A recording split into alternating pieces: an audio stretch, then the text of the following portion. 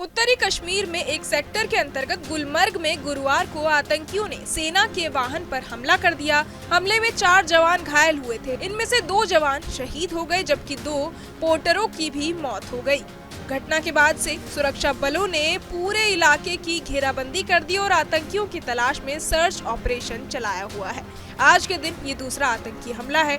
इससे पहले पुलवामा जिले के त्राल इलाके में सुबह आतंकवादियों ने उत्तर प्रदेश के एक मजदूर को गोली मारकर घायल कर दिया। वहीं दूसरी तरफ जानकारी के अनुसार एलओसी के बोटा पत्थर गुलमर्ग के नागिन पोस्ट इलाके में सेना के एक वाहन पर आतंकियों ने हमला किया है। पीटीआई के मुताबिक अधिकारियों ने बताया है कि इस आतंकी हमले में 4 जवान घायल हुए हैं, वहीं एक नागरिक पोर्टर की मौत हो गई है।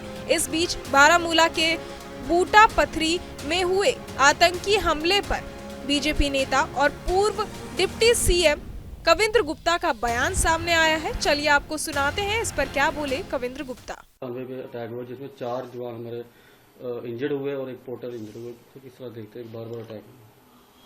देखिए, आर्मी की जो मूवमेंट है वो अक्सर वैली में रहती है और अलग अलग जगह पर जाना उनका रहता है। इसी दौरान जिस प्रकार से कुछ आतंकी इस वक्त एक्टिव हुए हैं और इस प्रकार की वारदातों को अंजाम दे रहे हैं, तो ये सीरियस मैटर है। आर्मी के व्हीकल जब निकलते हैं, इकट्ठे होकर के निकलते हैं, इससे पहले भी कश्मीर में आर्मी पर अटैक करने का बहुत बार प्रयास किया गया। तो मुझे लगता है कि शायद उनको इस वक्त घेराबंदी की होगी। अभी पूरी जानकारी तो नहीं मिली है कि कितने लोग उसमें घायल हैं, जो अलग अलग चैनलों पर अलग अलग वो बात की जा रही है।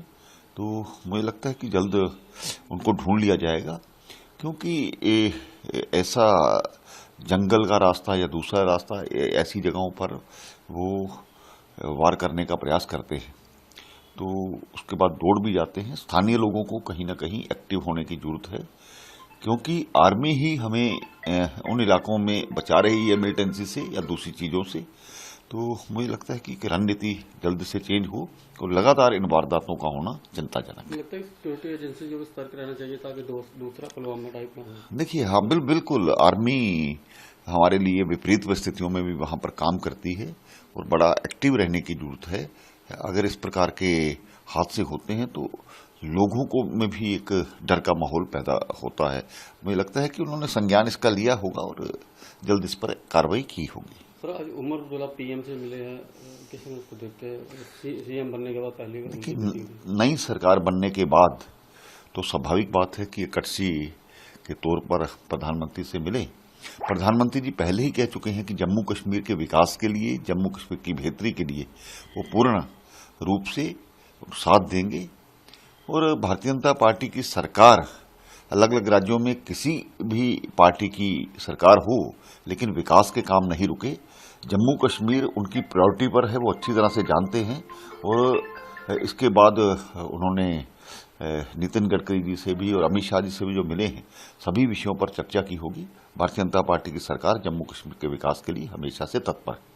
आपको बता दें कि सेना के अधिकारियों ने भी इस घटना को लेकर जानकारी दी है। सेना ने बताया है कि जम्मू कश्मीर के बारामूला में सेना के काफिले में शामिल एक वाहन पर आतंकवादी हमला हुआ, जिसमें एक नागरिक पोर्टर की मौत हो गई है। बहरहाल इस पूरी खबर को सुनकर आप क्या कुछ सोचते हैं, हमें कमेंट बॉक्स में जरूर बताएं। और बाकी तमाम खबरों के लिए सब्सक्राइब करें न्यूज नेशन। न्यूज नेशन अब व्हाट्सएप पर खबरों के ताजा अपडेट के लिए न्यूज नेशन के इस QR कोड को स्कैन करें।